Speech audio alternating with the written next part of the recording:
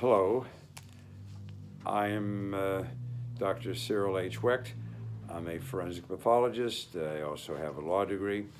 I work as an active pathologist performing autopsies for coroners and district attorneys in 5 counties in Pennsylvania, as well as for private families at their request. I am also a medical legal consultant. I review, analyze cases and follow through with depositions and testimony in all kinds of civil and criminal cases, plaintiff defense in civil, prosecution and defense in criminal cases, workers' compensation, and other matters. Many of these cases do not necessarily involve death because forensic pathologists are involved in many other kinds of matters, including rape, sexual assault, alcohol, drug abuse, environmental pollutants, toxins, and so on. So I'm pleased to do this at the request of Mark Clayton Southers. We've become very good friends. We met quite a few years ago, and I have had the great pleasure of attending several of Mark's wonderful theatrical productions here in Pittsburgh and working with him on unrelated matters not directly involving his films. He's a wonderful person, and I am delighted that he has done this. Mark had a very, very horrible accident quite some years ago on Washington Boulevard here in Allegheny County, and fortunately he survived. He has taken the time that has been provided to him in part involuntarily to write a wonderful book, which he has entitled The Chronicles. It depicts Mark's physical and psychological aftermath of this horrible accident, what he has gone through, how he has survived. I know the multiple, extensive, highly complicated surgical procedures he has had to work through. Fortunately, he's had excellent physicians, and they have paid special attention to him in a personal way, far beyond their professional input. And he's had the great advantage of having a wonderful family and children and many good friends to support him. So this is a true comeback story. He has bound his experiences, his memories into what he has entitled The Chronicles. I am pleased to be able to recite for you number 47, entitled I Almost Died, from Mark's soon-to-be published The Chronicles, depicting his accident, the aftermath, and his current thoughts and future hopes and visions. So here it is, number 47 from Mark Clayton Southers, The Chronicles, entitled I Almost Died. It's just now sinking in. I mean, I have thought about it briefly. Mostly people reminding me, usually after my describing what had happened. But now, while I sit in the darkness of the pre-dawn hours, reminiscing on my journey, I can't help but to think of how lucky I am. I also think of how unlucky other people have been in somewhat similar situations. I think about how things could have easily gone, my not surviving at the scene, or on the way to the hospital, or at the hospital itself. My strong, loving wife breaking from the grief, but bouncing back to handle all the necessary arrangements. My friends at Joan's funeral home pausing and perhaps weeping over my mangled body before preparing me for my final viewing. I apologize for taking you to this dark place, but for me, it could have easily been my reality. I talk about it because it's therapeutic and it helps me appreciate the fact that I am still alive and here with my family and friends. Just recently, 2 people were killed right after getting off a bus just 4 blocks from my home. I'm sure you heard about it.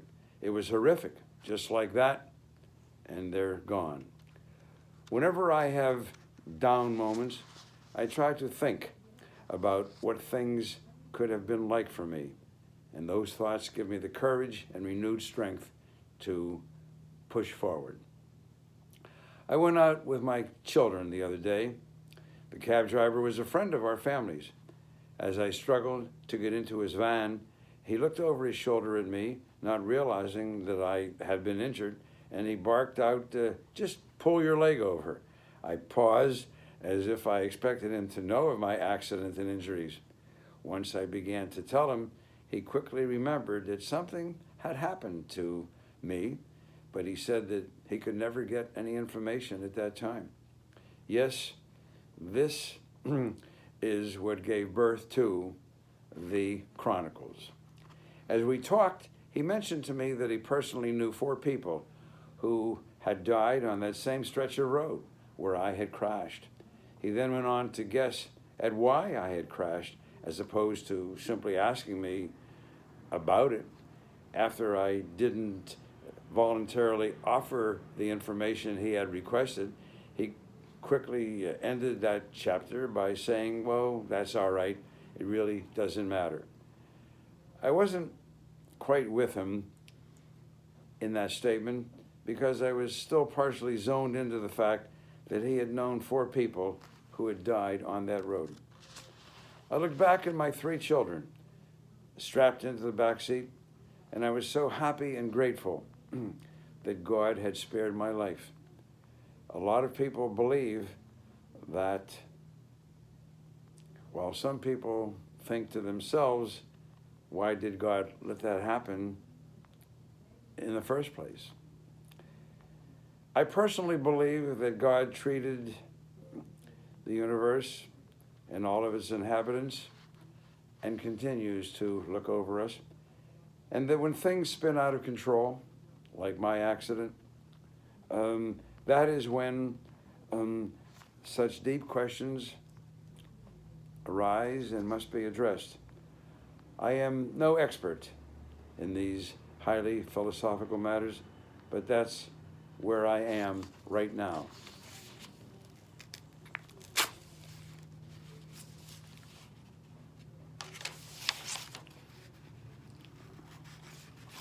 We arrived at our destination, and my kids jumped into action, helping to get me into my wheelchair and pushing me into the convention center and onto the elevator.